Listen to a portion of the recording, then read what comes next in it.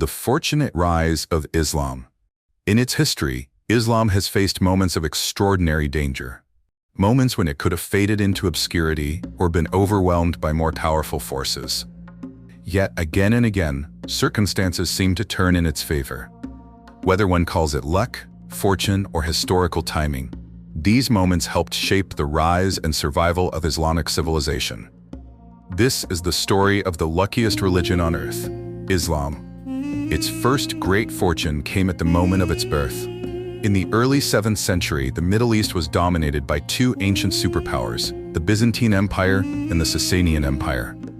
For decades, these empires had fought devastating wars against one another. Their treasuries were depleted, their armies exhausted, and many frontier regions were poorly defended. It was precisely during this period that Islam emerged in Arabia. Long divided into tribes, and often serving as mercenaries on the frontiers of these empires, became unified under a new religion. What began as raiding expeditions soon turned into wars of conquest. Arab armies discovered that much of the Middle East was poorly defended. Syria fell, Egypt followed, then came the conquest of Persia itself.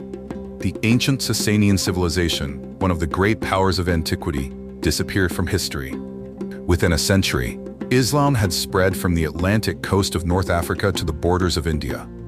Had the Byzantine and Sasanian empires remained strong, Islam might have remained one among many regional religious movements of late antiquity, alongside traditions such as Manichaeism or Mithraism. Instead, it became the foundation of a vast civilization, stretching across 3 continents. From the 8th to the 13th century, cities such as Baghdad, Cordoba, Cairo, and Samarkand became centers of learning, trade, science, and culture. Scholars made important advances in mathematics, astronomy, medicine, philosophy, and engineering. Trade networks connected the Mediterranean, Africa, India, and China, helping create one of the most prosperous civilizations of the medieval world.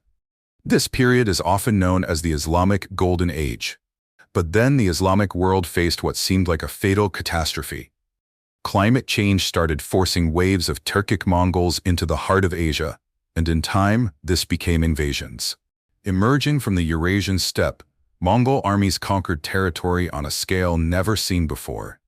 In 1258, Baghdad, the jewel of the Islamic world and capital of the Abbasid Caliphate, was sacked. Merv, Bukhara, Nishapur, great cities of the Silk Road, were destroyed, libraries burned, and ancient institutions collapsed. To many observers, it seemed as though Islamic civilization had suffered a fatal blow. The world forged by the early Arab conquests lay in ruins. Yet, history took an unexpected turn. Many Turkic and Mongol peoples gradually converted to Islam. They shifted from their worship of Tengri and Mongol religions and became adherents of Islam. The very peoples who had shattered the old Islamic order became its new rulers and defenders. The Seljuk Empire, the Ottoman Empire, the Mughal Empire. These new Muslim dynasties created powerful empires stretching from India to southeastern Europe. A new era began. Palaces and cities were built. Islamic art, architecture, and culture flourished once again. Rather than destroying Islam, the steppe invasions ended up creating a new generation of Islamic powers. Islam, now under Turkic rulers, began to threaten the very heart of Europe. However, another historical shift soon altered the balance. The Industrial Revolution transformed Europe. Modern industry, scientific innovation, railways, steam power, and industrialized warfare gave European states unprecedented advantages. Many Muslim empires struggled to keep pace with these changes. The Ottoman Empire, once feared across Europe, became known as the sick man of Europe. Large parts of the Islamic world fell under European colonial influence. By the early 20th century, many of the great Muslim empires had disappeared.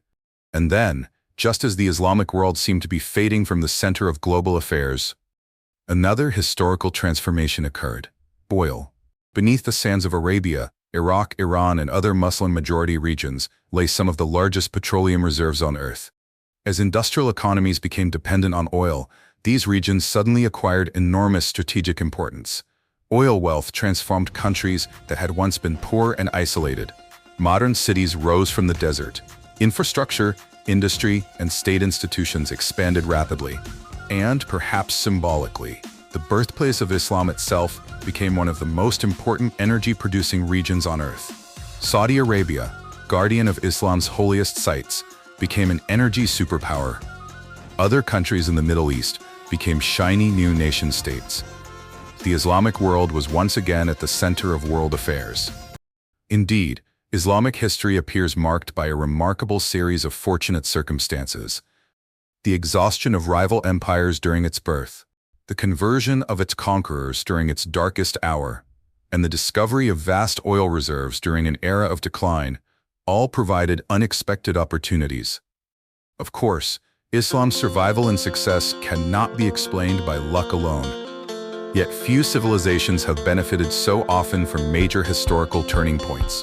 Again and again, moments that might have led to decline instead became opportunities for renewal. That, perhaps, is the most remarkable aspect of Islam's long history.